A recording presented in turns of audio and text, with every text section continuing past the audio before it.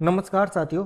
चंद्रयान 3 के सफल लैंडिंग के बाद इसरो अब सूर्य का अध्ययन करेगा। इसके लिए इसरो ने 2 सितंबर 2023 को श्रीहरिकोटा से PSLV रॉकेट यानी कि आदित्य-L1 को लॉन्च किया। सूर्य के अध्ययन के लिए भारत द्वारा भेजा जाने वाला यह पहला मिशन है। यह मिशन क्या चंद्रयान 3 की तरह होगा, यानी कि क्या यह सूर्य के सतह पर उतरेगा जैसा चंद्रयान 3 चंद्रमा के सतह पर उतरा था? और सूर्य के लिए क्यों मिशन भेजा गया, क्या खास है इसमें, हमें क्या प्राप्त होगा वहां से, यह सब हम इस वीडियो में जानेंगे।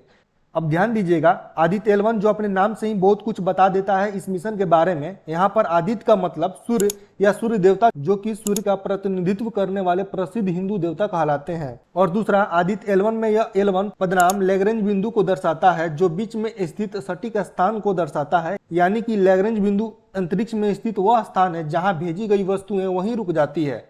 क्यों रुक जाती है? देखिए, लैग्रेंज पॉइंट अंतरिक्ष में स्थित वह स्थान है जहां सूर्य और पृथ्वी के बीच लगने वाला आकर्षक बल शून्य हो जाता है।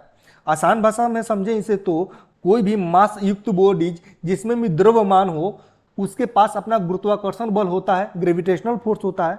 पृथ्वी का अपना गुरुत्वाकर्षण बल होगा, उसी प्रकार से सूर्य का अपना गुरुत्वाकर्षण बल होगा। फिर इन दोनों के द्वारा ऑब्जेक्ट्स को अपनी तरफ खींचा जाता है।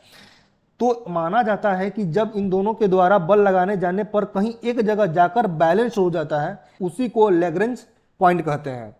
सूर्य के चारों तरफ ऐसे 5 बिंदु हैं जो L1, L2, L3, L4 एवं L5 हैं। अंतरिक्ष में इन बिंदुओं का उपयोग अंतरिक्षयान द्वारा स्थिति में बने रहने के लिए आवश्यक ईंधन की खपत को कम करने के लिए किया जाता है। आदित्य-L1 2 सितंबर 2023 को लॉन्च हुआ है, तो यह 4 माह बाद L1 पॉइंट पर पहुंचेगा। पृथ्वी से L1 की दूरी कितनी है, यह भी जान लीजिए।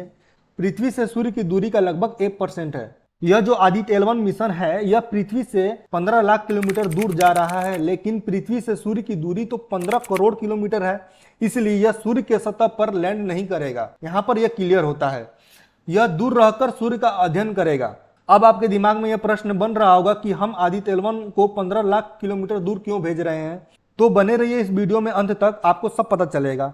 ध्यान दीजिएगा, हमने अपने एक पिछले वीडियो में बताए थे कि जब सूर्य नाराज होता है तो सोलर फ्लेयर्स निकालता है। इस सोलर फ्लेयर से हमारे अर्थ के कम्युनिकेशन सिस्टम खराब ना हो, यह जानने के लिए हमने आदित्य-L1 मिशन को लॉन्च किया है। अब यह सोलर फ्लेयर्स क्या है? वैसे सोलर फ्लेयर्स हमने अपने पिछले वीडियो में बताया है, कोई नहीं, फिर से जान लीजिए इस वीडियो में। सूरज एक स्टार है। स्टार का मतलब यह होता है कि जो अपना प्रकाश और ऊष्मा उत्सर्जित करता है, यानी कि निकालता है। अभी इस साल फरवरी में नासा द्वारा एक रिपोर्ट आया था कि huge piece of sun break off, जिस पर मैंने वीडियो भी बनाया है। उस घटना में सूरज के ऊपर ऐसे लग रहा था जैसे कोई विस्फोट हुआ है। यदि आप ध्यान से देखेंगे सूरज को तो ऐसा लगेगा कि जैसे कोई ज्वालामुखी फट रहा हो। जब ऐसा होता है सूरज के ऊपर तो इसमें से लहरें निकलती हैं, जिसे सोलर फ्लेयर कहा जाता है। यह 30 लाख किलोमीटर प्रति सेकेंड की रफ्तार से ट्रेवल करती है। यह जो निकली हुई सोलर फ्लेयर ब्रह्मांड में मौजूद तत्वों को आयोनाइज्ड करने की कार्य करती है। इनके आयनिक हो जाने से इलेक्ट्रोस्फेयर, मैग्नेटोस्फेयर प्रोड्यूस होता है। इन आवेशित कणों की विशाल धाराएं, जिन्हें कोरोनल मास इंजेक्शन कहा जाता है, यानी कि CME कहा जाता है। और जब यह तेजी से आयनिक हुए तत्व पृथ्वी के तरफ आते हैं तो पृथ्वी के चारों तरफ चक्कर लगा रही जो कम्युनिकेशन सैटेलाइट हैं, उनका रास्ता बिगाड़ देते हैं। आपको पता ही होगा कि हमारे से या अन्य देशों से हो रहे समाचार का पता हमारे सैटेलाइट के वजह से प्राप्त होता है। और जब यही मैग्नेटिक प्रभाव के वजह से खराब हो जाए तो क्या होगा, यह हमें बताने की जरूरत नहीं है, आप खुद समझ सकते हैं। और यह सूरज से उठने वाले तूफान, जिसे सोलर फ्लेयर कहते हैं, यह संभवतः 11 साल में एक बार जरूर आते हैं। साइंटिस्ट के अनुसार 2024 में सोलर तूफान का साल माना जा रहा है। इसीलिए इसरो ने सूर्य के अध्ययन के लिए आदित्य-L1 मिशन को लॉन्च किया, जिससे हम पहले इन सोलर तूफानों के बारे में जानकारी प्राप्त कर सकें और कम्युनिकेशन सैटेलाइट को सुरक्षित रख सकते हैं। आप सोच रहे होंगे कि क्या ऐसा कभी हुआ है? जी हाँ, ऐसा हुआ है। फरवरी 2011 में चीन में सौर फ्लेयर के कारण पूरे देश में रेडियो संचार बाधित हो गया था। यही नहीं, 1989 और 1859 में भी ऐसे तूफान आए हैं। अब ये भी जान लेते हैं कि यह अध्ययन किस प्रकार करेगा। आदित्य-L1 अपने साथ 7 पेलोड लेकर गया है, यानी कि रिसर्च करने के लिए 7 प्रकार के इंस्ट्रूमेंट लेकर गया है। आदित्य-L1 मिशन का प्रमुख विज्ञान उद्देश्य क्या है? पहला, सौर ऊपरी वायुमंडलीय क्रोमोस्फीयर और कोरोना गति की अध्ययन करेगा।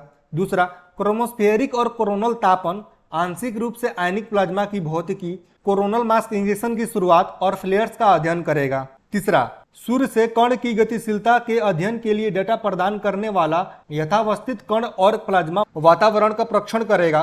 चौथा, सौर कोरोना की भौतिकी और इसका ताप तंत्र का अध्ययन करेगा। पांचवा, कोरोनल और कोरोनल लूप प्लाज्मा का निदान, तापमान, वेग और घनत्व का अध्ययन करेगा। छठा, CME का विकास, गतिशीलता और उत्पत्ति का अध्ययन करेगा। सातवां, उन प्रक्रियाओं के क्रम की पहचान करे जो कई परतों क्रोमोस्फीयर, बेस और विसारित कोरोना में होती है, जो अंततः सौर विस्फोट की घटनाओं की ओर ले जाती है। आठवां, कोरोना में चुंबकीय क्षेत्र टोपोलॉजी और चुंबकीय क्षेत्र माप का अध्ययन करेगा। नवां, हवा में उत्पत्ति, संचार और गतिशीलता का अध्ययन करेगा। अब आपको पूरी चीज समझ में आ गया होगा कि क्यों इतना यह जरूरी है। आज के लिए बस इतना ही, मिलते हैं नई वीडियो के साथ। धन्यवाद।